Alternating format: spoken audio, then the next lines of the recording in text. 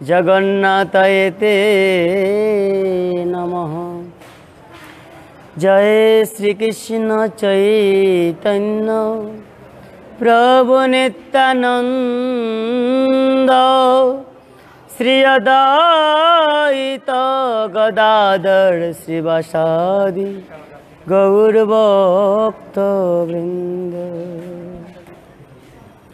जय रूप श्री सनातन भट्ट रघुनाथ श्रीजीव गोपाल भट्ट दास रघुनाथ। चई गोसाई करी चरण बंदन जाहा हईते मिले आमार श्री गौर चरण। हरे कृष्ण कृष्ण कृष्ण हरे हरे, हरे राम राम राम हरे हरे। हरे कृष्ण कृष्ण कृष्ण हरे हरे, हरे राम राम राम हरे हरे। हरे कृष्ण कृष्ण कृष्ण हरे हरे, हरे राम राम राम हरे हरे। जय जय श्री राधे निताई गौर सीतानाथ प्रेमानंदे। हरि हरि बोल हरि बोल हरि बोल। ओम सततं कीर्तयन्तु मां यतन्तश्चदिरव्रता नमस्सन्तश्च मां भक्ता नित्ययुक्ता उपासते। जय निताई जय गौर। परम पतित पावन श्रीकृष्ण चैतन्य गौरांग महाप्रभुर अशेष कृपाय श्री श्री राधा मदन मोहन जीर হয়তো কি কামনা হয়তো বা হয়েছিল আমাদের প্রতি যে আমাদের এই শ্রী রাধা মদন মোহন জিউ আখড়া প্রাঙ্গণে ভক্তদের সমাগমের মাধ্যমে ভগবানের কিছু আনন্দ লাভের ইচ্ছা, সেটা আজকে আপনাদের মতো ভক্তদের আগমনের দ্বারা সম্পূর্ণ হয়েছে। হরিবল। তাই আজকের একটা বিশেষ এবং মাহাত্ম্যপূর্ণ দিন। যেভাবে একটা অফিসে সপ্তাহের মধ্যে একটা দিন বন্ধ থাকে শুক্রবার, কেন? কর্মচারীরা অনেক কর্ম করেছে, একটা দিন রেস্টের প্রয়োজন। এই জন্য এই শুক্রবারকে আমাদের বাংলাদেশে হলিডে দেওয়া হয়েছে। ভারতবর্ষে তারা সানডে অর্থাৎ রবিবারে সেটা পালন করে। তা আমরাও কিন্তু আজকে এমন একটা দিনে উপনীত হয়েছি। এই দিনটা শুধু আমাদের ভগবানের দিন, এই জন্য এই দিনটাকে বলা হয় হরিবাসর। হরিবল। একাদশীর উপবাস ব্রতের দিনকে বিষ্ণু পর্বদিনের মধ্যে সর্বশ্রেষ্ঠ দিন। এ কারণে এই দিনের এক নাম হলো হরিবাসর। বাসর মানে দিন। তো আজকের দিনটা সম্পূর্ণরূপে আমাদের ভগবানের জন্য। হরিবল। এই জন্য আজকের দিনের নাম হলো কি? একাদশীর উপবাস। তার উপর আরেকটা বিশেষ মুহূর্ত, আজ থেকে গৌরমণ্ডলে একাদশী তিথির শুরুতেই শুরু হয়ে যায় শ্রী শ্রী রাধা গোবিন্দের ঝুলন যাত্রা মহোৎসব। হরিবল। যদিও ব্রজধামে শ্রাবণ মাসের শুক্লপক্ষের তৃতীয়া তিথি থেকে শুরু হয়, কিন্তু আমাদের গৌরমণ্ডলে শুরু হয়ে যায় সেটি একাদশী তিথি থেকে আষাঢ়ী এই শ্রাবণ মাসের শুক্লপক্ষের পূর্ণিমা পর্যন্ত। এই কয়েকটা দিন ভক্তগণ আমার শ্রী রাধা মদন মোহনকে দোলনাতে চড়িয়ে সুন্দর করে মনের দ্বারা ভগবানকে পূর্ব থেকে পশ্চিম দিকে হিন্দুল করে। এ কারণে এই যাত্রার নাম হলো ঝুলন যাত্রা। মনের ভাবে বিগলিত হয়ে শ্রী রাধা মদন মোহনকে একই আসনে বসিয়ে এই ব্রজের অষ্টসখীগণ মিলে আমার রায়কিশোরী রাধারানী এবং আমার ভগবান শ্রীকৃষ্ণকে দোলনাতে চড়িয়েছিল। মনের সুখে তারা সেই ভাবে বিগলিত হয়ে একসাথে রাধা গোবিন্দের এই রূপটাকে দর্শন করে পূজা অর্চন করে তাদের বদনে সেই সেবার সামগ্রী তুলে দিয়েছিল। কেউ লুচি পুরি যে যেভাবে পারে ভগবানকে ক্ষীর নবনী দিয়ে সেদিন ভগবান এর সেই অষ্টসখীবৃন্দ সেবা দিয়েছিল। হয়তোবা এই অনুষ্ঠানটা প্রত্যেক বৎসরই কিন্তু আমাদের মদন মোহনজিউ আখড়াতে হয়। এবারও মনে করবেন না যে হচ্ছে না, হচ্ছে। ভগবানের নিত্যলীলা প্রকাশিত হয়তো বা আমার চোখে হচ্ছে না, কিন্তু নিত্যলীলা কখনো বন্ধ হয় না। তাই আমরা সেই ঝুলন যাত্রার সেই মহাদিনে এবং হরিবাসর তিথি লগ্নে সেখানে উপনীত হয়েছি। এ কারণে এখানে যাহারা এসেছি তারা অতি ভাগ্যবান, কারণ ভক্ত সঙ্গের কৃপা। যদি না ভগবানের কৃপা না লাভ হয়, যদি না কোনো ভক্তের কৃপা লাভ হয়, তাবৎ অবধি সেই ভক্ত সঙ্গ করার কৃপা লাভ হয় না। তাই আজকে আমরা মহান ভক্তের কথা স্মরণ করতে হয়। আজকে আমাদের নিতাই দাদা, উনি অনেক স্নেহ করতেন আমাদের মতো মৌলভীবাজার বাসীদের, অনেক ভক্ত সঙ্গ করেছেন আমাদেরকে নিয়ে। আজকে উনি নাই, কিন্তু উনার যে গীতাসঙ্গটা আপনাদের মধ্যে যেটা প্রবাহিত করেছিলেন, সেই প্রবাহের বার্তাটুকু যাতে এখন পর্যন্ত ঠিকভাবে চলে, আগামীতেও যেন এই রকম সঙ্গের দ্বারা আমাদের যারা ছোটো ছোটো বাচ্চারা আছে, আমাদের যারা ইয়াং জেনারেশন আছে, আমরা যারা বাবা মায়েরা আছি, আমরা যেন সেই সুযোগটা লাভ করি। হরি বল। তাই অক্লান্ত পরিশ্রম করেছেন আমাদের এই মাতাজি। আমি গতদিন এসেছিলাম, ভাগ্যক্রমে আপনাদের মতো ভক্তদের দর্শন করেছিলাম। আপনাদের অনুরোধে, আপনাদের ভালোবাসায় আমি কিছু কথা বলেছিলাম, এবং আপনাদের ভালোবাসাতেই আজকে এবং মদন মোহনের কৃপা লাভ করার জন্য সারা দিন চিন্তা করেছি, কখন আমি এই মদন মোহনের সম্মুখে যাব, কখন একটু ভগবানের ভক্তদের সঙ্গ করব। কেন চিন্তা করে দেখলাম, আজকে আমরা যদি নিজ থেকে আমাদের মদন মোহনের এই স্থানটাকে পরিপূর্ণ না করি, তাহলে আমাদের এই জগতে মানব জন্ম লাভ করাটা একমাত্র বৃথা হয়ে যেতে পারে।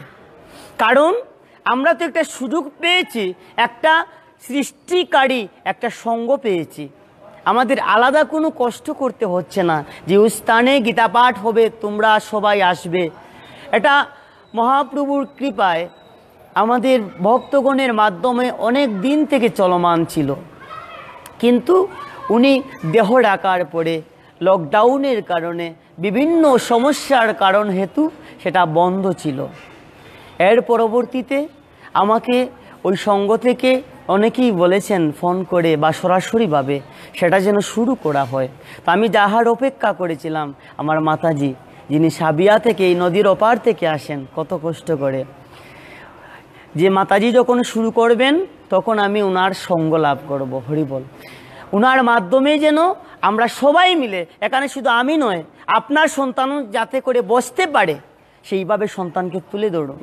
আজকে আমরা পিতা মাতা হয়েছি, আমাদের বিশেষ কিছু কর্তব্য কর্ম আছে। আমি এজন্যই প্রচার করেছি, এমনকি আমি প্রত্যেক দিন প্রচারে যখন যাই বা আমরা অনলাইনের মাধ্যমে প্রচার করছি, একটা কথাই বলি, আগে যেন আমরা নিজেকে ধর্মময় করে তুলি। আজকে একটা সকালবেলা ফেসবুকে একটা সংবাদ পেলাম, একজন আমার সনাতন ধর্মাবলম্বী ভাই, সে বিধর্মী হয়ে গিয়েছে, ধর্মান্তরিত হয়ে গিয়েছে, এবং সে কথাগুলো ফেসবুকে এসে বলছে আমি কেন হয়েছি। কারণ সে বলেছে, আমি ঘরে থাকি, ছোটোবেলা থেকে দেখি নাই আমার বাবা মাকে উপাসনালয়ে যেতে। আমি দেখেছি পাশের বাড়ির কোনো চাচা, কোনো দাদা, কোনো নানা, কোনো আমার বন্ধু, তারা 5টি বার যখন আজান পড়ে নামাজে যায়। সন্ধ্যাবেলার সময় যখন আজান দেয় তখন তারা মসজিদে গিয়ে নামাজে সারিবদ্ধ হয়। শুক্রবার হলে দেখেছি সারিবদ্ধ বাবা তার সন্তানকে নিয়ে মসজিদে যাচ্ছে। কিন্তু আমি দেখি নাই আমার পরিবারে এমন কোনো সংস্কার। এ কারণে আমি বিভিন্নভাবে অনুপ্রাণিত হয়েছি। তো আজকে এই সমস্ত কারণেই তো আজকে আমরা পিতা হয়েছি।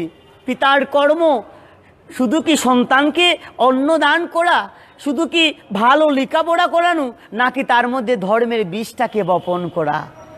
আজকে চেয়ে দেখবেন, আজকে আমার সন্তান কেন বিধর্মী, আজকে আমার সন্তান কেন ধর্মান্তরিত, আজকে আমার সন্তান কেন বিপদগামী, এর কারণটা খুঁজে দেখুন। বাহিরের কেহ নয়, আপনার সন্তান বাহিরের মানুষের সাথে চলাফেরা করে নষ্ট হয়ে গিয়েছে। এই চিন্তাটা আপনি আজ থেকে বিনষ্ট করে দিন। আমাদের সন্তানেরা বিপদগামী হচ্ছে আমার কারণে। আমি সুষ্ঠুভাবে আমার সন্তানকে খবর রাখছি না, সে কোথায় কি করছে। তাকে একদিনও কি বলেছি, বাবা তুমি যাও ঠাকুরঘরে গিয়ে একটু গীতা পাঠ করো? একদিনও আমি বলি নাই।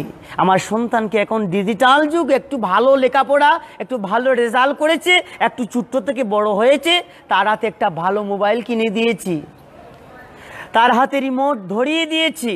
তাকে নিয়ে প্রত্যেক শুক্রবার হলিডে হলে তার জীবনটাকে অলরাউন্ডার বানাবার জন্য তাকে আমি হয়তো বা গানের স্কুলে, নাচের স্কুলে নিয়ে গিয়েছি। এ সমস্ত কথা হয়তো বা নিমের মতো তিতা, কিন্তু শুনে রাখুন, নিম তিতা হলেও কিন্তু ডায়াবেটিক্সের জন্য ভালো। আজকে আমাদের সনাতন সমাজকে জাগতে হবে, শুধু আমি জাগলে হবে না। আমার সংসারের সন্তানাদির চিত্রটা দেখুন। আজকে আমরা মহাভারতে পেয়েছি ধৃতরাষ্ট্রের কথা। তার শতপুত্র ছিল, একটা পুত্র কি ভালো হতে পারতো না? একটা পুত্র কি বেঁচে থাকতে পারতো না? কেন এমন দুর্দশাগ্রস্ত হয়েছে? তার সেই কুল একমাত্র তার পিতা হিসেবে তিনি দায়িত্বটা পালন করতে পারেননি। কিন্তু দেখুন, অসুর কুলে জন্ম নিয়েছেন আমার প্রহ্লাদ মহারাজ। কুলের সবাই অসুর ছিল, কিন্তু একমাত্র পরিবারের মায়ের কারণে উনি ভক্ত হতে পেরেছিলেন। আজকে আমরা যদি ধৃতরাষ্ট্রকে নিজের জীবনে অবলোকন করি তাহলে হবে না। আমাদের জীবনটাকে ধর্মময় করতে হবে। সংসারের জন্য দিন রাত্রি কষ্ট করছি ভালো কথা, সন্তানের জন্য ভালো মাস্টার টিচার রাখছি এটাও ভালো, উচ্চশিক্ষিত করাচ্ছি এটাও ভালো, মন্দ কিছু নয়। কিন্তু তার সাথে সাথে আমাদের যে শিক্ষাটা দিতে হবে সেটা হলো ধর্মের শিক্ষা। আজকে বাবারা সকালবেলা হলে স্নান করে চলে যায় দোকানে। এ কারণে সন্তানেরা, বিশেষ করে ছেলেরা, তারা ফলো করার মতো কেউ পায় না। হরিবল। মেয়েরা কিছুটা মায়েদের ফলো করছে, ঠাকুর ঘরে যাচ্ছে, মা অসুবিধায় পড়লে, কোনো সমস্যা থাকলে এই থেকে কিছুটা শিখছে। কিন্তু আমার মতো যারা ইয়াং জেনারেশন, আমার মতো যারা যুবক, আমার মতো ছোটো যারা ছেলেরা, তারা কি শিখবে? আমি কি তাদের শিক্ষামূলক কিছু শিখিয়েছি?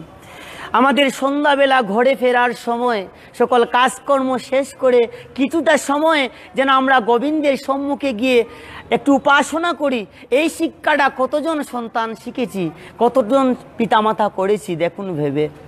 আজকে আমার সন্তান বিপদগামী, আমার ভাই বিপদগামী, আমার কথা শুনছে না, কথার সাথে সাথে আমাদের সাথে তর্ক করছে। এখন তো আরও সুযোগ হয়েছে। এখন আগেরকার দিনে মদকুর গাঁজাকুর হতো, এখন তো হচ্ছে এই যে ফ্রি ফায়ার কুর, এমনকি বলতে হয় ফেসবুক, ইমো, হোয়াটসঅ্যাপ নিয়ে সারা দিন দেখবেন পড়ে রয়েছে। কিন্তু আপনি বলুন একটু ধর্মের কথা, সে সেই দিকে যাচ্ছে না। তা আমাদের মনটা এই দিকে ডাইভার্ট হয়ে গিয়েছে। তো এই মনটাকে যদি আমরা সঠিকভাবে ভগবত চরণে আনতে চাই, আপনাদের মতো পিতামাতার প্রয়োজন। শুধু সন্তানকে ভালো শিক্ষা দিলে হবে না, ভালো সংস্কার দিতে হবে। শিক্ষার দ্বারা সে 10 তলার মানুষ হতে পারবে, কিন্তু সংস্কার না দিলে তোমাকে একদিন হয়তো বা বৃদ্ধাশ্রমে পাঠাতেও তার দ্বিধাবোধ করবে না। আজকে একই মায়ের 5টা সন্তান, কিন্তু দেখা যায় শেষ বয়সে 5টা সন্তান মিলেও তার একটা সন্তানকে, একটা পিতামাতাকে ভরণ পোষণ করতে পারে না। তাই আমাদের এই সঙ্গটাকে টিকিয়ে রাখতে হবে। আমাদের পাশেই মন্দির আছে, আমাদের গৃহেই আমার একটা ভগবানের একটা আসন আছে, সেটাকে শুধু রাখলেই হবে না, গীতাটাকে শুধু ঠাকুর ঘরের ভিতরে পেঁচিয়ে রাখলেই হবে না, প্রত্যেক দিন সেটা অধ্যয়ন করতে হবে। ঠাকুর ঘরে যেভাবে আমরা গিয়ে ভগবানকে কিছু কলা বাতাসা নিবেদন করে আহার করি, এটা শিখিয়েছি সন্তানদেরকে ছোটোবেলা থেকে। ভালো ভালো ফল ফ্রুট আনলে ভগবানকে দিলে তারা তাড়াতাড়ি চলে আসে। সেই রকম গীতাকে পূজা অর্চনা করে যে একটা অধ্যায় পাঠ করতে হয়, সেই শিক্ষাটাও দিতে হবে। শুধু ভগবানের নিবেদিত অন্নপ্রসাদ আর কলা বাতাসা খেলেই আমাদের জীবনের পরিবর্তন হবে না। আমাদের ভগবত প্রসাদ, যেটা ভগবান শ্রীকৃষ্ণ শ্রীমদ্ ভগবত গীতায় বলেছেন যে অর্জুন, আমার প্রসাদের দ্বারা তুমি সকল বিপদ থেকে মুক্ত হবে, কিন্তু আমার কথা যদি না শুনো তাহলে তুমি বিনষ্ট হয়ে যাবে। আজকে সনাতন ধর্মের এতটা লোকসংখ্যা কমার কারণ কি? আমার সংসারে এতটা সমস্যা হওয়ার কারণ কি? আমি কেন সুখী নয়? একবার তাকিয়ে দেখুন নিজের দিকে। আমরা জীবনটাকে যদি সেভ করি, কতটা দিন আমার সন্তানকে নিয়ে একটু ভগবানের সম্মুখে বসেছি। আজকে আমার সন্তান বিপদগামী, আমি দোষারোপ করছি, আমি কি শিক্ষা দিই নাই, আমি কি তোমার পেছনে অর্থ দিই নাই, তাহলে কেন এমন হলো? এটা কপাল নয়, এটা আমি নিজে তৈরি করেছি। তাকে যদি আমি এই গীতার বাণীটা শ্রবণের জন্য, বেশি দাম নয়, একটা গীতা 20 টাকা বা 30 টাকা হবে, এটা গীতা যদি তার হাতে দিয়ে বলতাম, বাবা তোমাকে শুধু স্কুলে পড়া পড়তে হবে না, এর সাথে গীতার শিক্ষাটাও তুমি শিখে নিও। তাকে নিয়ে যদি শুক্রবার আমি একটা দিন পেয়েছি, হয়তো আমি চাকরিজীবী কাজের লোক, এই দিনটাকে যদি আমার সন্তানকে দান করতাম, তাহলে দেখতেন আমার এমন দিন দেখতে হতো না। আজকে আমার সন্তান বিপদগামী, আমার সন্তান আমার কথা শুনছে না, আমার সন্তান আজ ধর্মান্তরিত। এর কারণটা হলো এই, আমরা নিজে পিতামাতা হয়ে তাদেরকে সেই সুশিক্ষাটা দিচ্ছি না। তাই আমি বলবো, আমার ঘরে যদি কোনো ছোটো ভাই ছোটো বোন থাকে, তাদের জীবনের কথা চিন্তা করে, আমার যদি কোনো সন্তান থাকে, আমার জীবনটা তো আজকে শেষ। দেখুন চিন্তা করে, আজকে 30, 40, 50 বছর এখন যাওয়ার সময় হয়তোবা এই জীবনে কিছুই করা হলো না। অন্ততপক্ষে যখন আর জীবনটা পেলেন, এই কিছুটা দিন আপনার সন্তানের ভবিষ্যৎ গড়ার জন্য তৈরি করুন। আজকে টাকা পয়সা ধন দৌলত এগুলা রাখলে আপনার সন্তানের ভবিষ্যৎ উজ্জ্বল হবে, এটা কিন্তু সত্য বচন নয়। দুর্যোধনের কি কম ছিল? কেন আজকে দুর্যোধনের বংশ বিনষ্ট হয়ে গেল? একমাত্র তার পিতার কারণ। তার পিতাকে ধৃতরাষ্ট্র, উনাকে সব সময় কিন্তু ধর্মের বাণী বিদুরজি শুনিয়েছিলেন, কিন্তু তিনি পুত্র স্নেহ অন্ধ ছিলেন, তিনি ধর্ম অন্ধ ছিলেন, তিনি ছিলেন কামনার অন্ধ, রাজত্বের অন্ধ, ক্ষমতার অন্ধ। এই সমস্ত কারণে কি হলো, তার সন্তানকে তিনি কখনো সুপথে আনতে পারেন নাই। বিদুরজি বলেছিলেন যে জন্ম হবার সাথে সাথে চেয়ে দেখো, তোমার যে সন্তান এই পৃথিবীতে আসছে, জন্মের মধ্যেই তার বিচিত্র লক্ষণ। গাধার মতো চিৎকার করে কেঁদেছিল। যখন জন্ম নিয়েছিল সকল কিছু অন্ধকার হয়েছিল, তখন বলেছিলেন তুমি তাকে ত্যাগ করো, এ সন্তান কুলের কলঙ্ক হবে, কুলের ধ্বংসকারী হবে। কিন্তু পুত্র স্নেহ অন্ধ থাকার কারণে তাকে ত্যাগ করেন নাই। এমন কি হয়েছিল, আপন ভাইয়ের স্ত্রীকে তিনি যেভাবে যে ভাষায় কথাগুলো বলেছিলেন আপনারা দেখতে পারবেন। এ সমস্ত কিসের কারণ? আমার সেই পিতার ভূমিকা সে পালন করতে পারে নাই। আজকে সেইগুলা থেকে আমাদের শিক্ষা নিতে হবে। আমাদের ঔষধ খাওয়ার আগে ঔষধ খাওয়ার নিয়মটা শিখতে হবে। আমরা হরিনাম করছি, গীতা পাঠ করছি, এতটা বছরে বছরে এত হরিনাম যজ্ঞ হচ্ছে, একাদশী পালন করছি, কিন্তু সংসারের অশান্তি কেন যাচ্ছে না? আমরা যেন এই ভগবত কথাটাকে শুধু মদনমোহন আখড়া পর্যন্তকে সীমাবদ্ধ না রাখি। আজকে আমরা যা শুনবো, ভাগবত বক্তা পাঠক যা বলবেন, সেটা যেন পরিবারে গিয়ে কি করি, পালন করি। ঔষধ খাওয়ার নিয়ম, খাওয়ার কারণ সেগুলা জেনেছি, কিন্তু আমরা সেই ঔষধটা সঠিকভাবে আস্বাদন করতে পারছি না। তাই আমি বিশেষভাবে বলবো, আমরা এই ধর্মটাকে যেন নিজের হৃদয়ে লালন করি। একজন পিতা হয়ে সন্তানের ভবিষ্যৎটা যেন আমরা নষ্ট না করি। আপনার সন্তানের জন্য অর্থ করি যদি নাও রেখে যান, কিন্তু সন্তানকে যদি সংস্কার দিয়ে যান, সন্তানকে যদি সুশিক্ষা দিয়ে যান, সন্তানকে যদি ধর্মের আলোয় আলোকিত করে যান, আপনার সন্তানকে যদি টাকার মতো কোনো বাসস্থান যদি নাও দিতে পারেন, কিন্তু এই হৃদয়টাকে যদি ভগবত প্রেমের দ্বারা সিক্ত করতে পারেন, এই হৃদয়ে যদি ভক্তি প্রেম দান করতে পারেন, তাকে যদি একটা ধর্মীয় সংস্কার দিতে পারেন, দেখবেন আপনার সন্তান হয়ে যাবে জগতের সবচেয়ে ধনী। কিন্তু আমরা সন্তানের মুখে অন্ধ হয়ে যাই, দিন থেকে রাত পর্যন্ত এই পরিবারের জন্য কেটে মরি, আমাদের ভজন করার সময় নাই, যদিও সময় ছিল আমি খুঁজে বাহির করি নাই। কিন্তু বলবো একথা, আজকে আমি পিতা, আমি মাতার কারণে আমার সন্তানের ভবিষ্যৎ যেন নষ্ট না হয়। আজকে আমাদের সন্তান হওয়ার আগেই কি করি, আমরা ব্যাংক ব্যালেন্স করে রাখি, সন্তানের জন্য ডিপিএস করে রাখি, এটা তো ভালো করেই মনে হয়। কিন্তু যে ডিপিএসটা, যে সংস্কারটা না দিলে সন্তান একদিন কুসন্তানে পরিণত হতে পারে, যে সন্তানের জন্য ডিপিএস করেছি সেই সন্তান আমার নাও থাকতে পারে, এই শিক্ষা আমাদের দিতে হবে। এটা হলো ধর্মের শিক্ষা। তাই আমরা যেন কোনো পিতা নিজের কর্মের দোয়াই দিয়ে আমাদের সন্তানের এই সুবর্ণ সুযোগটাকে নষ্ট না করি। আদর্শ পিতা, আদর্শ সন্তানের জনক। নেপোলিয়ন বলেছিলেন, give me educated mother, I will give you educated nation. অর্থাৎ আমাকে একজন শিক্ষিত মা দাও, আমি তোমাদেরকে একটা শিক্ষিত জাতি উপহার দিব। আর আমাদের ভাগবত বলছেন, একজন কৃষ্ণ ভক্ত সন্তানের দ্বারা তার সপ্তপুরুষ উদ্ধার পেতে পারে। তাই আমাদের সন্তানকে শুধু ভালো শিক্ষা দিলেই হবে না, জোরজাগতিক সঙ্গীত নাচের শিক্ষা দিলেই হবে না, তাকে মানুষের মতো মানুষ হওয়ার শিক্ষা দিতে হবে, সংস্কারের শিক্ষা দিতে হবে। পিতা ধর্ম, পিতা স্বর্গ, পিতাই পরমন্তপ, পিতরি প্রীতিমাপন্নে প্রিয়ন্তে সর্বদেবতা। এই বাণীটুকু তাকে শোনাতে হবে। মাঝে স্বর্গের চাইতেও দামি সকল তীর্থ যে মায়ের চরণে, সেটাকে অনুভব করাতে হবে। সারা জীবন চলে যায় সন্তানের, একদিনও দেখা যায় না বাবা মাকে নিয়ে গীতা পাঠে বসতে, কিন্তু সেই পিতামাতাকে দেখা যায় না কখনো একটু প্রণাম করতে। কিন্তু বাবা মা যখন মারা যায়, মনে হয় সন্তানের, আমার বাবা আমার মায়ের ভক্তি গীতা না রাখলে আমার বাবা উদ্ধার হবে না। তখন মনে হয় বাবাকে তিলক পরাতে, তখন মনে হয় তুলসীর তলায় নিয়ে গিয়ে স্নান করাতে, তখন মনে হয় প্রণাম করে হরিবল, বাবা মা আমি অনেক অপরাধ করেছি, আমাকে ক্ষমা করে দিও। কিন্তু আমরা কতজন সন্তান আমাদের পিতামাতাকে জীবন থাকতে ভগবত গীতা পাঠ শুনিয়েছি? আমরা কতজন সন্তান, এই যে আজকে যে অনেকে এখানে এসেছি, কতজন আমাদের পিতামাতাকে প্রণাম করে এসেছি? এটা তো আমাদের সনাতনের সংস্কার। আজকে পিতা মাতার সাথে যে একটা ধর্মীয় একটা সংস্কারের ধারা, একটা সম্পর্কটা আরও দৃঢ় হবে, সেটা আমরা কোথায় থেকে সৃষ্টি করব? সেই শিক্ষাটা তো আমরা দেই নাই। সন্তানের মনে হয় মা বাবা মারা গেলে একটু গীতা পাঠ শোনাবে, ভালো কথা। পিতামাতা মারা গিয়েছেন, তাদের আত্মার শান্তিকল্পে আমি গীতা পাঠ শ্রবণ করালাম, পাঠক কেনে ভগবত কথা, এটা শাস্ত্রীয় অনুমোদন আছে।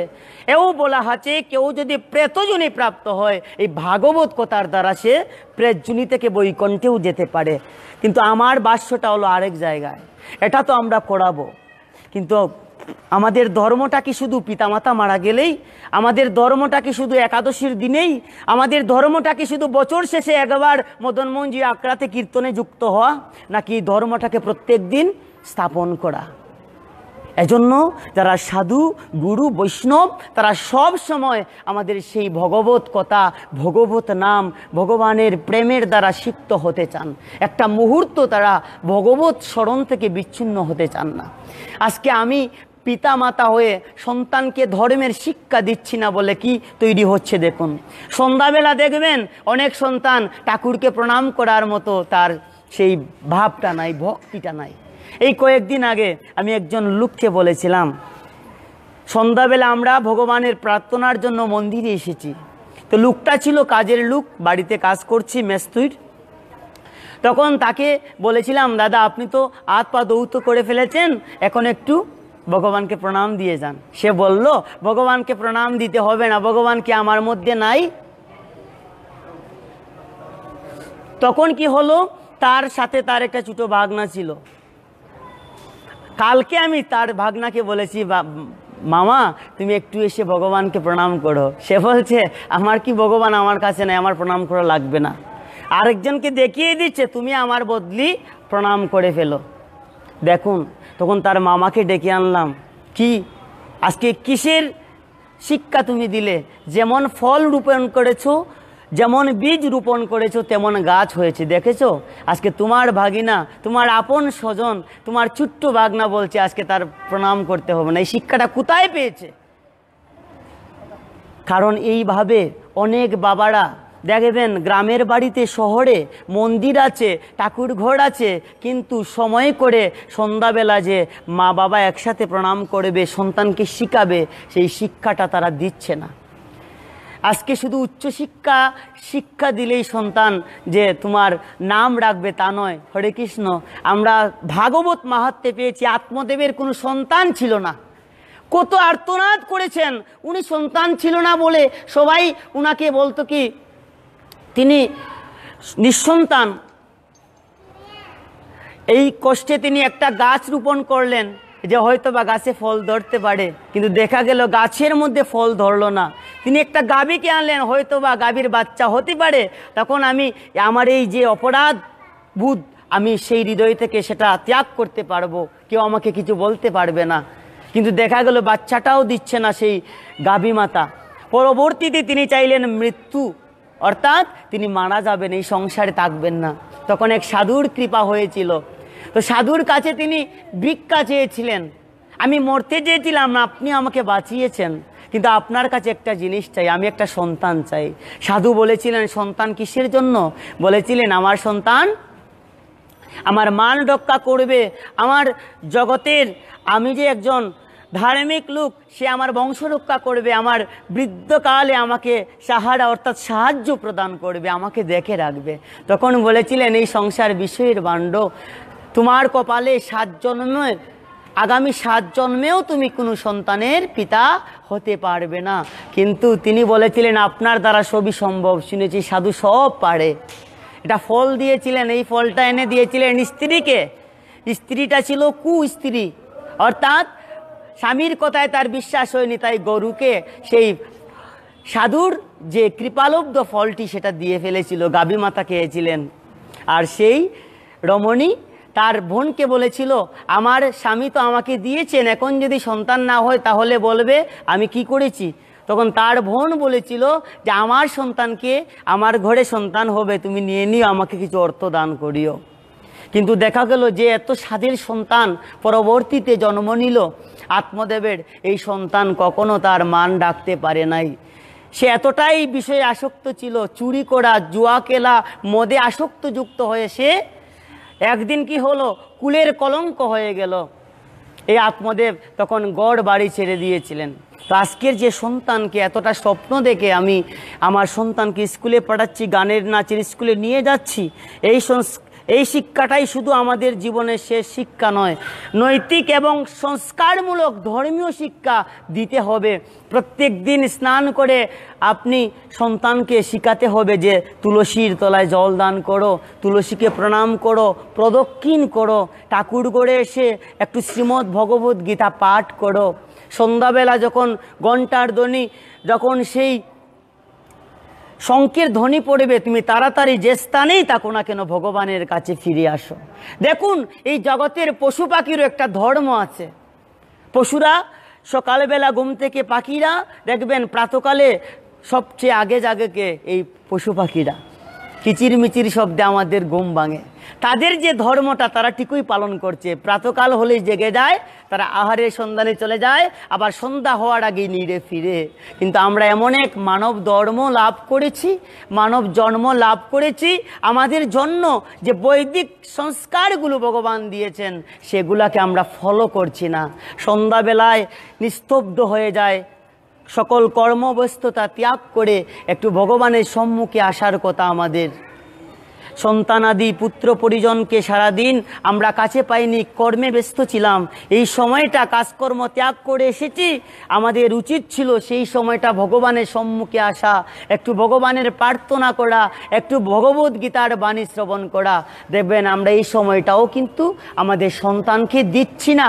এ কারণে আমার যে পুত্র সন্তান, আমার যে কন্যা সন্তান, সে বুঝতেই পারছে না যে এই সময়ে ভগবত সেবা করতে হয়। আজকে তো শুধু সন্তানকে ঘরে রেখে শিক্ষিত বানাচ্ছি না, আমরা হোস্টেলে পাঠিয়েছি, বিভিন্ন কলেজ ভার্সিটিতে থেকে তারা পড়ালেখা করছে। কিন্তু বাল্যকাল থেকে যদি আমরা তাদেরকে সুশিক্ষা না দেই, দেখবেন ভার্সিটিতে পড়ছে, কলেজে পড়ছে, এই সন্তান বিভিন্ন বন্ধুর পাল্লায় পড়ে নিজের ধর্মটাকে সে বিসর্জন দিয়ে অন্যের সাথে চলে যাচ্ছে। এহেন কর্ম, এহেন বিষয়গুলো আজকে প্রতীয়মান হচ্ছে আমাদের সমাজে। তাই আমাদের জাগতে হবে। আমি যদি পিতা হই, শুধু পিতা হলে হবে না, আদর্শবান পিতা হতে হবে। আমার ঘরের সন্তান, আমার জন্মের সন্তান আসার পূর্বেই আমাকে ভক্তি জীবন অনুশীলন করতে হবে। আমার গর্ভে যখন সন্তান আসবে, আমার মাকেও একটু কি করতে হবে? ধর্মের দিকে অগ্রসর হতে হবে। বেশি বেশি করে ভগবানের কথা শুনতে হবে, ভগবানের প্রসাদ সেবা করতে হবে। বাবাকে বিশেষভাবে ভগবানের কাছে প্রার্থনা করতে হবে। সন্তান যখন আসবে তখন কি করতে হবে? তাকে লালন পালনের দায়িত্ব পিতামাতার, তার সাথে শিক্ষাটাও দিতে হবে। প্রত্যেক দিন পিতামাতাকে প্রণাম করতে হয়, প্রত্যেক দিন সকালবেলা ঘুম থেকে উঠে ভূমিকে প্রণাম করতে হয়। ভূমি হলেন আমার মায়ের সমতুল্য, আমাদেরকে ধারণ করেন, এটা শিখাতে হবে। বাইর হলাম, সূর্যকে প্রণাম করতে হবে, সূর্য দেবতা জগৎকে আলোকিত করেন, ওনাকে প্রণাম করতে হবে।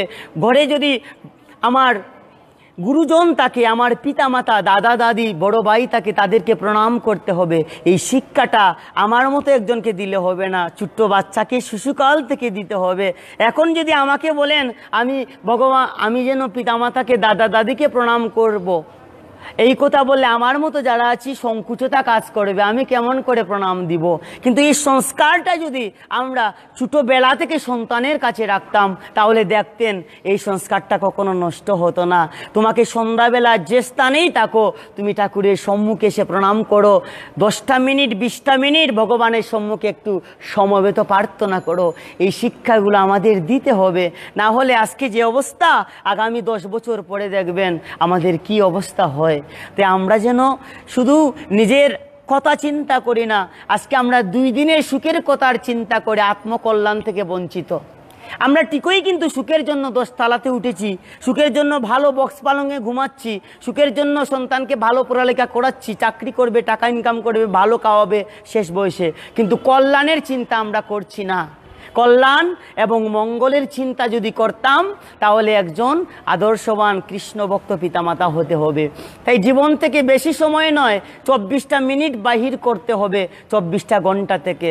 বিশেষ করে যখন সন্ধ্যাবেলা আমি সকল কর্মের স্থাপিত হয়ে যাবে, তখন যেন এই সময়টাকে আমরা ভগবানের সম্মুখে দিই।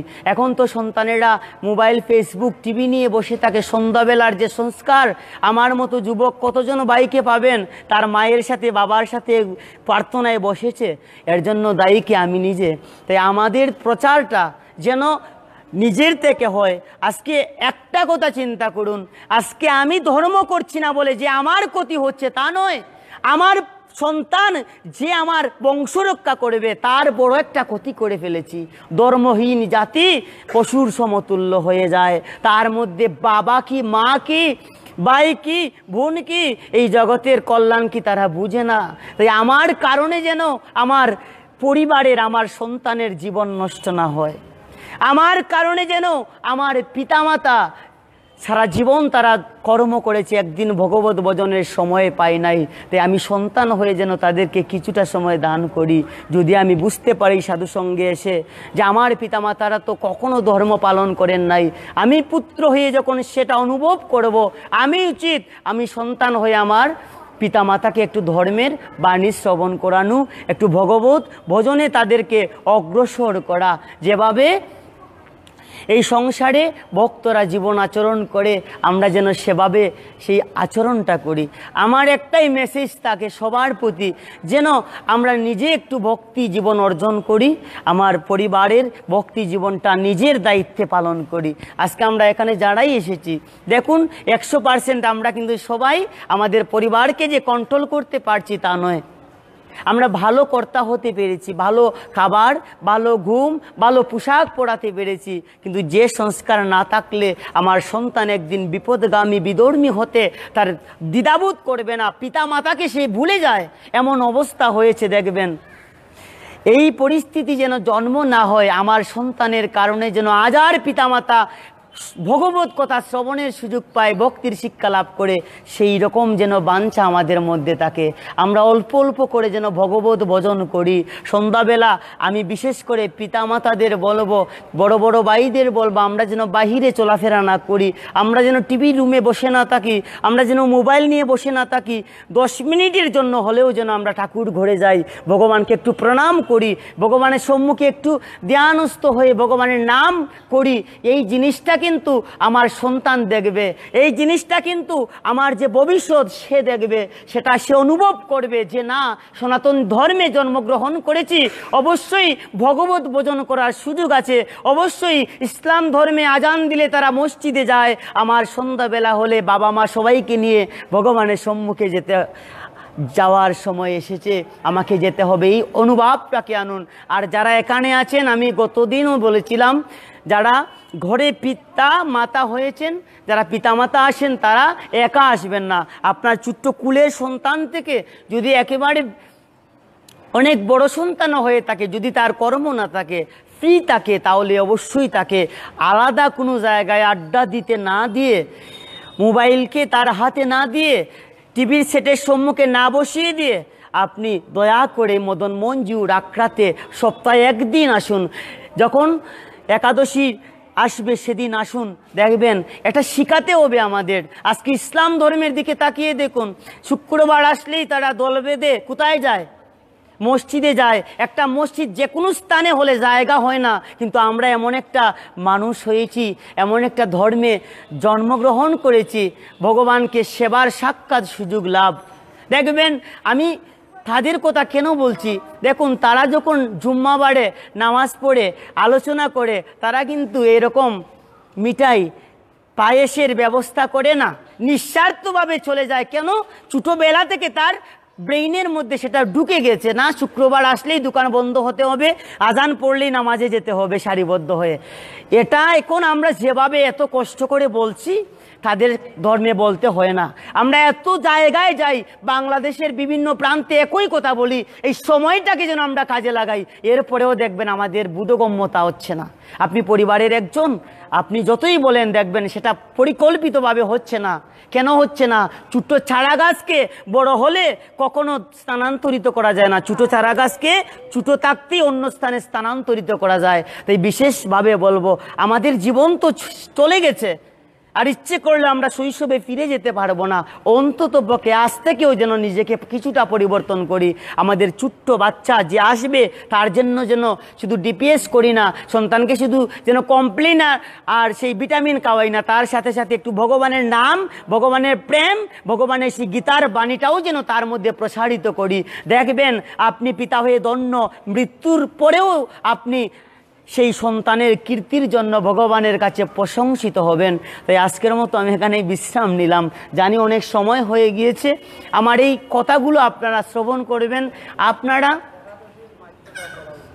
আপনারা কি করবেন? আর প্রত্যেক একাদশী দিবসে এবং কি প্রত্যেক শুক্রবার, শুধু একা নয়, একজনকে পাড়া প্রতিবেশী যদি তাকেও বলবেন চলো আমরা একটু ভগবানের কথায় যাই। চেয়ে দেখুন এই শিক্ষাগুলো কি আমরা অন্যের ধর্ম থেকে পাবো, নাকি এই শিক্ষাটা আমাদের নিজেদেরই আছে? এই শিক্ষাটাকে যেন আমরা কাজে লাগাই। আমরা একা ধর্ম পালন করব না, একা ধর্ম পালন করবেন, আরেকজন দেখবেন পালন করছে না, তাকেও পথে আনতে হবে। আপনার কারণে যদি আপনার সন্তান, আপনার কারণে যদি আপনার একটা বন্ধু ভগবত কথা শ্রবণের সুযোগ পায়, ভগবানের কাছে আপনি কতটা প্রিয় হবেন সেটা বলে শেষ করার মতো নয়। এই স্থানে ভগবত কথা হচ্ছে, তার মানে সাক্ষাৎ ভগবান সেখানে বিরাজিত। এটা শাস্ত্রে বলেছে, যৎখানেই ভগবানের কথা হয়, ভগবান বৎসপ্রিয় গাভীর মতো সেখানে ছুটে আসেন। হরে কৃষ্ণ। গাভীর বাচ্চা হলে গাভীর বাচ্চার প্রতি যে ভালোবাসা, মায়ের সন্তানের প্রতি যে ভালোবাসা, ভগবানেরও ভক্তদের প্রতি সেই ভালোবাসা। তো এই ভালোবাসার স্থানটাকে যেন আমরা অবজ্ঞা করি না। যেখানেই ভগবত কথা হবে, ভগবানের নাম হবে, আমরা যেন সেখানে ছুটে যাই। আমরা যেন মদন মোহন জিউর আখড়া প্রাঙ্গণটাকে আজকে যেভাবে ভক্ত সঙ্গ করেছি, আজকে যাহারাই এসেছি, আগামীতে যেন তাদের দ্বারা আরও এক একজন 10-20 জন করে আমরা নিয়ে আসতে পারি ভগবত ভক্ত সঙ্গে। দেখবেন সারা আমাদের সেই শ্রীমন্দিরের প্রাঙ্গণটা যেন ভক্ত সঙ্গের দ্বারা পরিপূর্ণ হয়ে যায়। এই স্বপ্নটা যেন আমাদের মদন মোহন বাস্তবায়ন করবেন এবং সবাই সবার জন্য প্রার্থনা করবেন। আমরা যেন দিন শেষে, সপ্তাহের শেষে যেন এই মদন মোহন জিউ আখড়াতে এসে একটু ভগবানের নাম শ্রবণ করতে পারি। তো আজকে হলো শুভ একাদশী দিবস, অর্থাৎ একাদশীর উপবাস। উপ মানে নিকটে, বাস মানে অবস্থান করা। তো উপবাস শুধু নির্জলা বা ফলমূল খেলেই যে উপবাস হয়ে যাবে তা নয়। আপনি নির্জলা খেলেন, থাকলেন, ফলমূল আহার করলেন, কিন্তু দেখা গেল ভগবানকে আপনার হৃদয়ে স্থান দিতে পারলেন না, তাহলে কিন্তু সেটা উপবাসটা কার্যকর হবে না। উপমানে নিকটে, বাস মানে অবস্থান। এই দিনটা বিশেষভাবে মাসের মধ্যে শুক্লপক্ষ এবং কৃষ্ণপক্ষ, এই দুইটা তিথির মধ্যে ভগবান আমাদেরকে বিশেষভাবে আমাদের মতো জীবের জন্য এই জগতে প্রথমে এই জমালয়ে একাদশী রূপে আবির্ভাব করেছিলেন ভগবান বিষ্ণু। এই কর্মের দ্বারাই আমাদের পরবর্তী জীবন নির্ণয় হবে, যে সৎকর্ম করব তার জন্য সৎলোক, যে অসৎ কর্ম করবে তার জন্য অসৎ লোক। অর্থাৎ এই জগতে কোনো ব্যক্তি যদি অপরাধ করে, প্রশাসন তাকে ধরে নিয়ে যায়, কারাগারে দেয়, শাস্তি প্রদান করে, কিন্তু ভালো মানুষকে কি কখনো প্রশাসন আঘাত করবে? তারা সুষ্ঠুভাবে জগতে অবশ্যই বেঁচে থাকতে পারে। তাই আজকের যে অবস্থানটা আমরা পেয়েছি, এটা হচ্ছে আমাদের বিগত জন্মের কর্মের ফল, আর আজকের কর্মটাই হবে আমাদের আগামী জন্মের অবস্থান। তাই এই একাদশী রূপে ভগবান সর্বপ্রথম এই জমালয়ে অবস্থান করেছিলেন। আবির্ভাব করে নরকের যারা বাসিন্দা ছিল তাদেরকে বলেছিলেন, হে বৎসগণ, তোমরা কর্মের ধারাই তোমাদের এই অবস্থান নির্ণয় করেছ, তাই তোমাদের যদি উদ্ধার হতে হয় তোমরা অবশ্যই একাদশী পালন করবে। সারাদিন নিরন্তর আমার চিন্তা চেতনায়, আমার পূজা অর্চনে, আমার কথা শ্রবণে যদি কাটাতে পারো, এই সব মাসের মধ্যে দুইটা তিথি কৃষ্ণপক্ষ এবং শুক্লপক্ষ, তবেই কিন্তু তোমরা জীবনের সকল অপরাধ থেকে মুক্তি লাভ করতে পারবে। এই বলে এই নরকের একাদশী রূপে প্রকাশিত যখন ভগবান হয়েছিলেন, তখন তারা সবাই উদ্ধার পেয়ে গেল। পরবর্তীতে নারদ মুনির মাধ্যমে এই জগতে একাদশী প্রকাশিত হলো। জগতের জীবগণ সবাই একাদশীর দিবসে ভগবানের নাম কীর্তনে সদা মত্ত থাকে, তখন পাপ তাদেরকে আকর্ষণ করতে পারে না।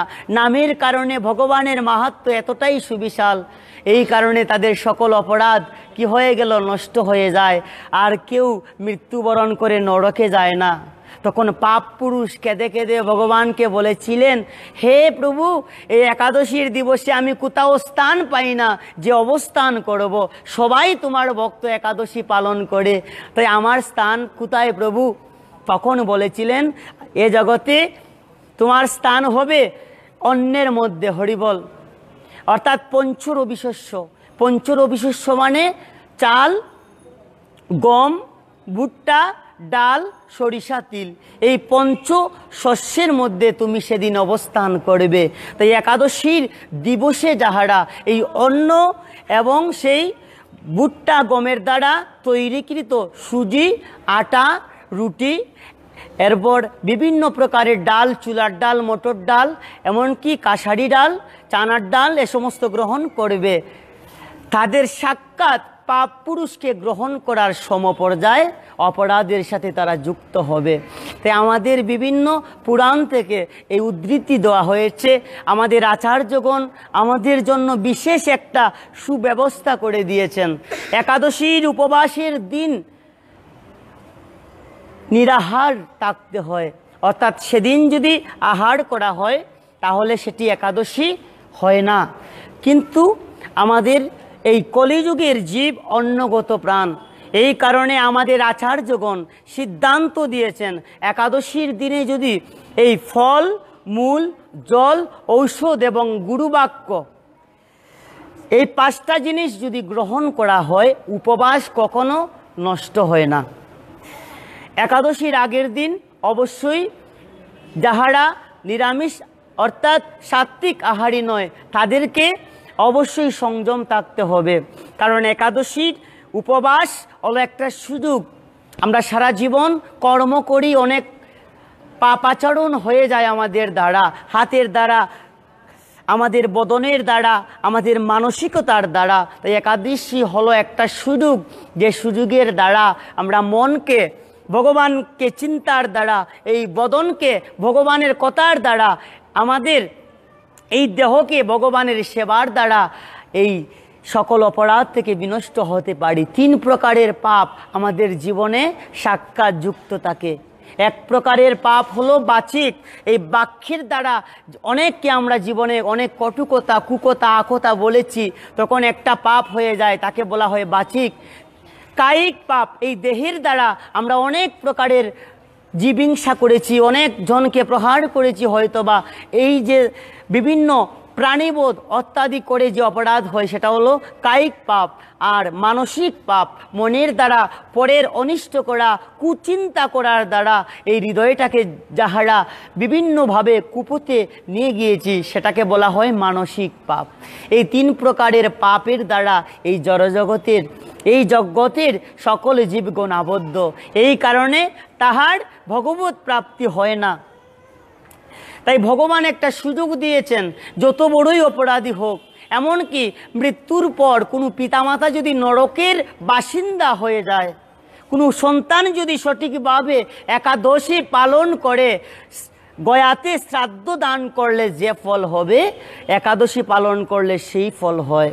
কিন্তু এখনও আমাদের সমাজে একাদশীটাকে আমরা 100% রূপে প্রসার হচ্ছে ঠিকই, কিন্তু প্রসারিত করতে পারছি না। অনেকে বলছে আমি কি পারবো একাদশী থাকতে, এই কারণে অনেকে কি করে একাদশী পালন করছে না। কিন্তু আমাদের একাদশীটাকে বিশেষভাবে পালন করতে হবে। এই কলিযুগে সকল প্রকারের ব্রতের মধ্যে সর্বশ্রেষ্ঠ হলেন একাদশী। সকল প্রকারের ব্রত, আমরা অনেক ব্রত করি জীবনে, অনেক উপবাস থেকেছি, কিন্তু একাদশীর মতো উপবাস, একাদশীর মতো ব্রত এ জগতে আরেকটাও নাই।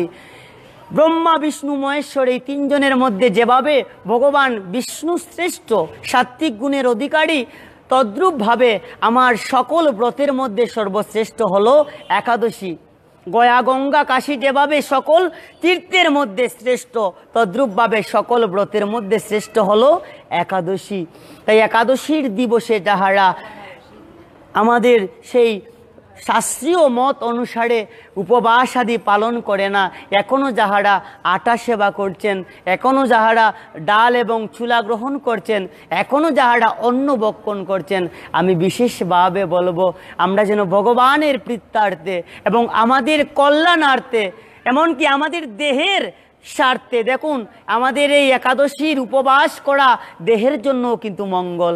আমরা যদি সারা দিন দেখবেন কর্ম করে একটা সময় আমরা কি করি, শয়নে যাই, কেন আমাদের দেহটা মানছে না, এই চোখের কিছুটা রেস্টের প্রয়োজন, মুখের কথা বলেছি সারাদিন, মুখেরও কিছু রেস্টের প্রয়োজন, দেহেরও কিছুটা রেস্টের প্রয়োজন। কিন্তু এই জন্য আমরা ঘুমানোর ব্যবস্থা রাখি, কিন্তু আমার যে পাকস্থলীটা আছে, আমার আহারকে সেটা ডাইজেস্ট করছে, সে যদি সারা জীবন শুধু কাজ করতেই তাকে একসময় সে বিকল হয়ে যায়, এ থেকে বিভিন্ন প্রকারের অসুখ হতে পারে। লিভারের অনেক ফাংশন নষ্ট হয়ে যেতে পারে, ডায়াবেটিক্স বাড়তে পারে, বিভিন্ন প্রকারের রোগ বাধা নিতে পারে। এই কারণে আমাদের এই পাকস্থলীরও একটু রেস্টের প্রয়োজন। তাই আমাদের আগেরকার যে আচার্যগণ ঋষিগণ এই উপবাসের সুব্যবস্থা করে রেখেছেন। তো একাদশীর উপবাস শাস্ত্রে বলা হয়েছে একাদশীর আগের দিন একবেলা আহার। কি করবেন? প্রসাদ আহার করতে হবে। যাহারা আমিষ ভোজন করেন তাদের বেলায় সেটা রাখতে গেলে অবশ্যই ভালো কিছু ফল পেতে গেলে একটু তপস্যা করতে হয়। তাই তপস্যাটা কি? আমরা যতই অন্য কিছু আহার করি, একাদশীর পূর্বের দিনটা যেন আমরা ভগবানকে নিবেদন করা প্রসাদ সেবা করি। কারণ শ্রীমদ্ ভগবদ্ গীতার কর্মযোগে 13 নম্বর শ্লোকে বলেছেন, যজ্ঞাশিষ্টা শিন সন্ত মুচ্চন্তে সর্বকিল বিষয়ী। যাহারা যজ্ঞ অবশিষ্ট প্রসাদ অর্থাৎ ভগবানকে নিবেদন না করিয়া সেবা গ্রহণ করে তারা পাপরাশি গ্রহণ করে। It is not my word, এটা আমার কোনো শব্দ নয়, এটা আমার কোনো বাক্য নয়, শ্রীমদ্ ভগবদ্ গীতার কর্মযুগের 12 নম্বর কথা। যারা কি করে? ভুঞ্জন্তে তে তগং পাপং পুচ্ছতাত্ম কারণাৎ, অর্থাৎ যাহারা যজ্ঞ অবশিষ্ট প্রসাদ ভগবানকে নিবেদন করে সেবা গ্রহণ করে তাহারা সকল পাপ থেকে বিমুক্ত হয়। এবং যাহারা নিজের উদর পূর্তির জন্য শুধু রন্ধন করে আহার করে তাহারা কি করে? তারা গ্রাসে গ্রাসে পাপ গ্রহণ করে। বুঞ্জতে তে তগং পাপং পুচ্ছতাত্ম কারণাৎ, এটা আমার কথা নয়, ভগবদ্ গীতার কথা। তো আমরা অনেকে তো একদিনে পারবো না এই সমস্ত ত্যাগ করতে, অভ্যাসের প্রয়োজন। এই জন্য ভগবান বলেছেন অভ্যাস যুগযুক্তেন নান্যগামিনা চেতসা। এই অর্জুন একদিনেই যে আমাতে সমর্পিত হবে তা নয়, অভ্যাসের দ্বারা চেষ্টা করো। তাই আমাদের লক্ষ্য যেন তাকে আমরা জীবন অন্তে ভগবানের প্রসাদ সেবা করে যেন বিদায় নিতে পারি। একাদশী আমাদের একটা সুযোগ। তাই একাদশীর আগের দিন বিশেষভাবে আমরা বাড়িতে যদি কোনো পূজা অর্চনা করি, যেমন দেবদেবীর, যেমন মনসা পূজা, এটা কিন্তু দেবদেবীর পূজা। লৌকিক বা পৌরাণিক দেবী হচ্ছেন মনসা। শ্রীমদ্ ভগবদ্ গীতায় কি বলেছেন দেখুন দেবতা পূজা সম্পর্কে, যে পণ্য দেবতা বক্তা যজন্তে শ্রদ্ধয়ান্বিতা তেহপি মামেব কন্তেও যজন্ত বিধিপূর্বকম।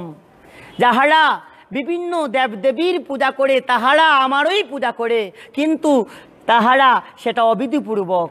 কারণ তারা জানে না অহম হি সর্বযজ্ঞানাম ভুক্তা প্রভুরেবচ। তারা জানে না আমি যে সকল জগতের ভুক্তা এবং প্রভু, সকলের প্রভু আমি। শুধু মনুষ্য, শুধু ভূতের নয়, এই জগতে যত প্রকারের দেবদেবী আছেন, বিশ্ব সংসারের সৃষ্টি, সকল কিছু আমার থেকেই। অহং হি সর্বযজ্ঞানাম, যে যাহারাই যত যজ্ঞ করছি, পূজা করছি, অর্চন করছি, সকল কিছুর আধার কিন্তু আমার ভগবান। তো দেবদেবীর পূজা করতে গিয়ে দেখবেন আমরা কি করি? আগের দিন কি করছি? আগের দিন আমরা সংযম করি, কিন্তু ভগবান সাক্ষাৎ রূপে বলেছেন আমি ব্রতের মধ্যে একাদশী, এই একাদশীর এতটা মাহাত্ম্য, 5000 বছর বসে ধ্যান করে যে ফল হয় একটা একাদশীর উপবাসের দিনে যদি সঠিকভাবে ভগবানের চরণে নিবেদিত হওয়া যায় তাহলে সেই ফল লাভ হয়। তাই আমাদের জীবনের সকল ব্যথা, সকল দুর্দশা থেকে যদি মুক্তি পেতে চাই, সব সময় আমাদের ভগবানের সাথে যুক্ত থাকতে হবে। ভক্তের জীবনে কখনো কষ্ট আসবে না, বাহ্য জগতের কিছু কষ্ট সেটা কখনো তারা কষ্ট মনে করে না। তাই একাদশীর মতো এই অমৃততুল্য ব্রতকে, যে ব্রতের মাহাত্ম্য আমি কেন আমার মতো নরাদম কখনো শেষ করতে পারবে না। স্বয়ং ভগবান শিবজি বলেছেন, বেদব্যাসজি বলেছেন, ভগবান শ্রীকৃষ্ণ স্বয়ং বিভিন্ন পুরাণে সেটা উল্লেখিত করেছেন। আমরা সেই একাদশীর ব্রতটা যেন পালন করি মাসে মাত্র 2 বার। তাই আমরা যেন এই অজুহাত না দেখাই আমি পারছি না, ভগবানের জন্য একটা দিন যেন আমরা ভগবানের কৃপা লাভের জন্য, ভগবানের প্রীতি সাধনের জন্য নিজের জীবনে ধর্ম আচরণটাকে সঠিকভাবে পালন করার জন্য যেন একাদশীর নিয়ম মেনে পালন করি। তো কি করতে হবে? একাদশীর আগের দিন যাহারা একাদশী উপবাস থাকবো, অবশ্যই তাকে সাত্বিক রান্না করে সেটা ভগবানকে নিবেদন করে তুলসী দ্বারা নিবেদিত প্রসাদ গ্রহণ করতে হবে। প্রসাদের এমন মাহাত্ম্য, আমরা কি করি? স্নান করি, ডিটারজেন্ট পাউডার দিয়ে আমাদের কাপড় পরিষ্কার করি, সাবানের দ্বারা, স্নো পাউডার দ্বারা আমাদের দেহটাকে পরিষ্কার করি, কিন্তু আমাদের এই ভিতরের ময়লাটাকে, ভিতরের যে আবর্জনা, মানসিক কায়িক বাচিক, এই ময়লাটাকে কে সাফ করবে? একমাত্র ভগবানের নাম, ভগবানের প্রসাদ। এই প্রসাদ সেবা করলে সাত্বিক আহারের দ্বারা কি হয়? বেদ বলেছে আহার শুদ্ধ তো সত্য শুদ্ধ। আপনি যদি অগ্নির মধ্যে আবর্জনা ফেলেন, দেখবেন এই অগ্নির দ্বারা যে আবর্জনা জ্বলছে, সেই আবর্জনার গন্ধ কিন্তু সারা জায়গা প্রকাশিত করছে। আবার এই অগ্নিতে যদি আপনি একটা কর্পূরের একটা অংশ দেন, দেখবেন সারা জায়গা কর্পূরের সুগন্ধে বাসিত হয়ে যাচ্ছে। তো আমরা যেভাবে আহার করব, যে সমস্ত মানুষের সঙ্গ করব, যে সমস্ত কথা চিন্তা করব, যে সমস্ত কথা সারাদিন বলবো শুনবো, সেটার দ্বারাই কিন্তু আমার আচরণ, আমাদের চলাফেরা, আমাদের কথাবার্তা, আমাদের স্বভাব গঠিত হয়। তাই একাদশীর আগের দিন প্রসাদ সেবা করলে কি হবে? আমাদের হৃদয়টা নির্মল হবে। তাই একাদশীর আগের দিন একবেলা যাহারা অসমর্থ, তারা 2 বেলা ভগবত প্রসাদ সেবা করবেন। একাদশীর দিনে বলা হয়েছে নিরাহার, অর্থাৎ নির্জলা, কিন্তু নির্জলা বিশেষভাবে সবার পক্ষে সম্ভব নয়। আমি হয়তোবা একজন আশ্রমবাসী, আমি হয়তোবা নির্জলা থাকতে পারবো, কিন্তু এই রৌদ্রের মধ্যে যাহারা সংসারী, সারাদিন গাড়ি চালাচ্ছে, সারাদিন বনের মধ্যে তার সেই ধান রোপণ করছে, বিভিন্ন প্রকারের কষ্টজনিত কর্ম, তারা ইচ্ছে করলেও কিন্তু সেটা পারছে না। তাই একাদশীর দিনে বিধান দিয়েছেন আচার্যগণ, একাদশীর দিবসে ফল, মূল, জল এবং গুরু এবং ঔষধ, এই 5টা জিনিস গ্রহণ করলে একাদশী কখনো বিনষ্ট হবে না। কিন্তু আসল উদ্দেশ্য হচ্ছে একাদশীর দিবসটাকে ভগবত চিন্তায় নিযুক্ত রাখা। উপমানে নিকটে, বাস মানে অবস্থান। কিসের দ্বারা রাখবো? আমরা বদন দিয়ে সেদিন বেশি বেশি করে ভগবত কথা বলবো, হরি নাম জপ করব। কর্ণ দিয়ে আজকে যেভাবে ভগবানের কথা শুনেছি, এইভাবে কথা শুনবো। হাতের দ্বারা অনেক কর্ম করেছি জীবনে, এই দিনটাকে শুধু ভগবানের সেবায় কাটাবো। আমরা মনের দ্বারা অনেক চিন্তা করেছি, আজকের দিনটাকে আমরা শুধু ভগবানের চিন্তা করব। এভাবে যদি আমরা এই এক দিবানিশি অষ্টপ্রহর ব্যাপী যদি হৃদয়ে ভগবানকে লালন করি, তবেই কিন্তু একাদশীর উপবাসটা রাখা আমাদের জন্য সার্থক। পরের দিন অনেকে কি করে ভগবানের সেই দ্বাদশী তিথিতে পারনার ভিতরে আমরা সেবা গ্রহণ করতে হবে ভগবানকে দিয়ে, সাধুগুরু সেবার মাধ্যমে। কিন্তু অনেকে কি করে রাত্রিবেলা মাছ, এই সমস্ত আমিষ আহার এনে ঘরে প্রবেশ করায়। জেনে রাখবেন, আপনি যে ফলটা লাভ করেছেন, এই দিনটাকে আপনি পারনার দিন বিশেষভাবে খেয়াল করতে হবে, এদিন যেন আমার ঘরে কোনো তামসিক আহার প্রবেশ না করে। ওই দিনও ভগবানের প্রসাদ সেবনের বিধি এভাবে আমরা পালন করতে হবে। আজকে দেখুন, প্রত্যেকের ধর্মে একটা বিশেষ একটা সময় আছে একটা ভজন করার। ইসলাম ধর্মে তারা 1 মাস রোজা রাখে, আর আমাদের সন্তানেরা কি করে তাদের সাথে